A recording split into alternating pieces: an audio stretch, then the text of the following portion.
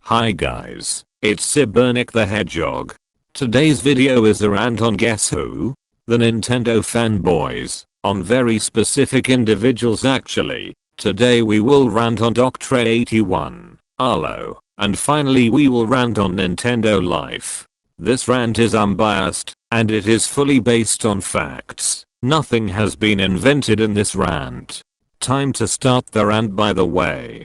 So Dr. 81 is one of the worst Nintendrone ever. That's also why he comes first. There's nothing special to say about his channel. Half of the videos are rants, and the other half are uninteresting bullshit. Dr. 81 defends the Nintendo products at all cost. We can't simply say in front of him, I think Nintendo is bad without getting dissed, or getting ranted on. This idiot also appeared a lot of times on Blackburn's channel. He was literally being mocked on. Also the thing that is the most notable is that Blackburn finished Zelda Breath of the Wild first and Dr. 81 was still nearly the beginning of the game with 4 hearts. He appears to be incredibly bad at Zelda or extremely slow. The thing that actually pisses me off with this Nintendrone is that he is an incredible hypocrite. Not only you can see that on his posts, but he also thinks the Nintendo fan base is barely bad and threats the haters quotation marks as immature 6 years old. Yet he doesn't know that most people who play Mario are not always above 8. Now, let's talk about cringe-worthy stuff he said. He claims that many games will be on the Switch. Just look up things such as GTA 5 Switch. His video should be listed. He claims that GTA 5 will be on the fucking Switch, yet Rockstar might be developing at the time the new GTA 6 because why not? I legitimately looked it up, and there's absolutely no fact whatsoever that GTA 5 was planned at all for the damn Switch. He claims Bayonetta will be on the Switch. Well, I cannot say he's wrong, because for that one I didn't look it up, but if a game is popular he will eventually claim that the developers made a special release for the Switch. I tell you one fact buddy, it has been said countless times that the Switch is too weak to handle most games. So it makes that Nintendo doesn't have a lot of third-party companies to back them up. Even though the amount of third-party developers increased, it's still not a reason to spread bullshit that only deep retards will believe. Finally, he also compares that garbage of Switch to other and more powerful consoles such as the PlayStation 4 or the Xbox One. Man, even a fucking PlayStation 3 is more powerful than that cheap crap.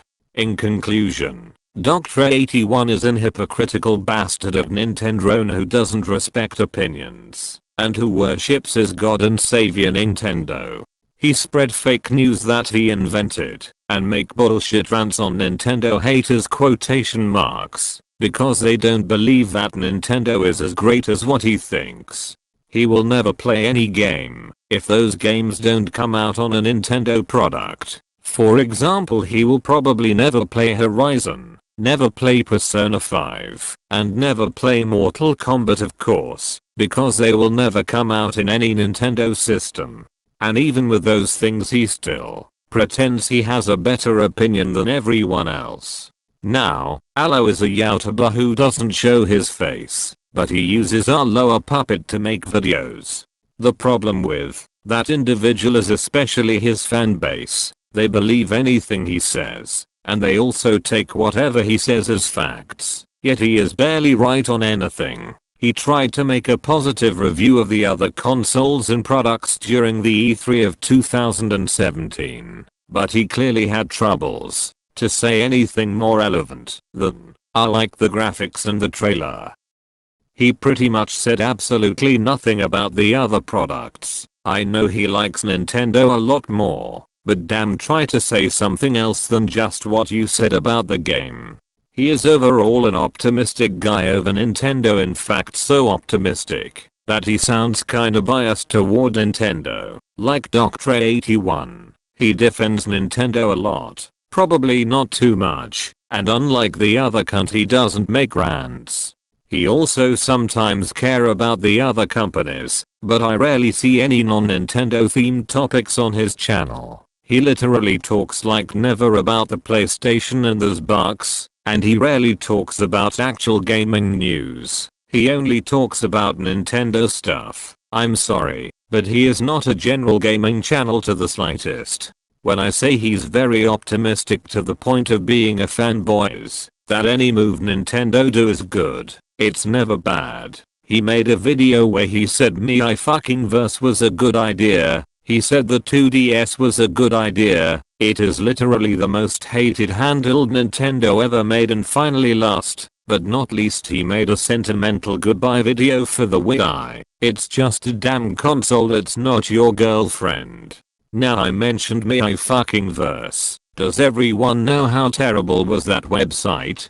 Literally nothing worked. The website had the worst moderation of humankind. In second place we can put Roblox forums, and third place would be scratch.com. I'm not kidding, the moderation is terrible. The website has a broken as shit security. No one wonders why it got hacked so many times. And by the time Nintendo kept making it worse and worse. If you think this website was a good idea, I'm sorry, but you aren't right, and as I said earlier, you are barely right on anything. He also tried the Mii creator on his puppet, which is kind of pointless, because it doesn't have human facial expressions, which confuses the Wii U. In conclusion, Aloe is a bad reviewer. He is also too much of a Nintendo enthusiast, but he is nearly a fanboy due to the fact that he cares too much about Nintendo and nothing else. Based on his uploads, he somehow keeps wanking Nintendo by congratulating any of their moves, even though it is objectively bad. As I said, he said Damverse was a good idea. He's honestly not worth the time. If you watch his videos, please go subscribe to someone who actually deserves it. Now here comes the last victim, if I can say so. Nintendo Life. Nintendo Life is a reviewer, a critic, and overall an enthusiast and a news network for gamers, mostly for Nintendo fanboys. His fan base is the exact same as Arlo. Once he says anything, it is immediately considered as a fact, and if you dare to disagree, beware of the wrath of his fan base. The first thing to note is that he has a bias for Nintendo. He badly review any game that haven't been made by Nintendo, like for example he wouldn't review Call of Duty or Starbound properly. I will try to actually find both videos if he made a review on both games, but if he did, I bet it is biased and crap. I actually witnessed his mediocre reviewing on Sonic Forces. You know, the game nobody except him owns, lol. He first said modern Sonic is too fast. Seriously, go back to play Bot War Mario 3D World if you want slowness. Sonic is supposed to be fast, man. Also, it's kind of rare to be fast in that game, since the two only ways to gain boost energy is by killing the robots or by getting wisps. You are just nitpicking the game. Now, you said the first level is too easy. What the hell, Dumbus? That's the first level. This isn't the 1980 anymore where the first level is fucking difficult as all hell. Nintendo Life also starts complaining at some point about how the resolution was.